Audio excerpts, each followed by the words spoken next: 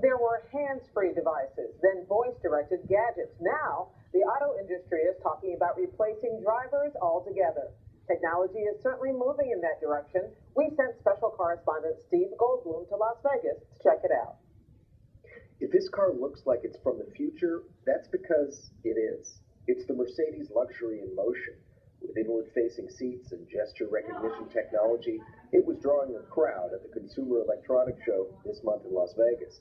Some 20,000 tech products were launched at CES this year, from recreational drones to smart kitchen appliances. But one of the most buzzed-about showings was a preview of the driverless car. This is a pretty big deal for us. Jensen Huang is the CEO of NVIDIA, a Silicon Valley-based technology company that unveiled the Tegra X1 superchip, a brand new computing platform for cars. One of the biggest revolutions going on right now is the building and the creating of the autonomous driving car.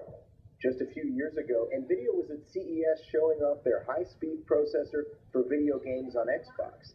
That expertise has now found its way inside the car. We're here to announce a supercomputing chip. You will be able to recognize ambulances and fire engines and pedestrians and all kinds of conditions that you confront while you're driving.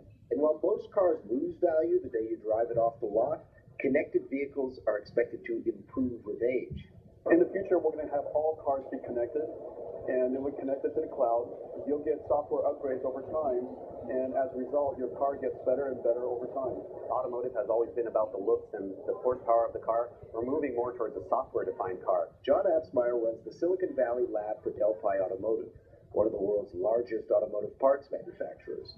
On this densely trafficked day at CES, he's taking us on a tour of the Las Vegas Strip, a driverless one. The operator of the vehicle is actually not driving, he's just supervising what the vehicle is doing, and he's keeping his hands and his feet near all of the controls, just in case anything happens. Our driver, or should I say supervisor, is ultimately responsible for the vehicle's safety, but the car itself had to pass a standard driving test just like the rest of us.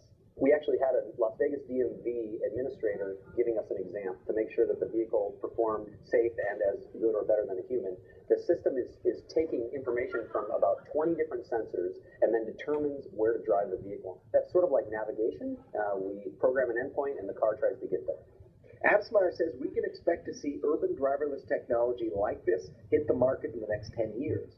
But there's still a few challenges. Although connected cars have faster processing power than humans, one thing missing is judgment. You also might look over and see somebody texting on their phone and go, get away from that guy, right? The car doesn't see that. It can't recognize that. Still, driverless technology brings with it some unique advancements in safety. If the driver experienced some kind of a life-threatening issue like a heart attack, the car could call an ambulance or route to a hospital. Driverless cars are still a ways out from being certified for everyday use. But if CES is truly a predictor of things to come, then a street full of autonomous driving vehicles is much closer than you may expect. For the PBS NewsHour in Las Vegas, I'm Steve Goldblum. And a quick postscript to Steve's report. These cars are not about to hit the market next year, as you heard. The Delphi concept we saw, for example, is not expected for a decade. Only Delphi can get a permit to test it on the road, and the price is not yet determined.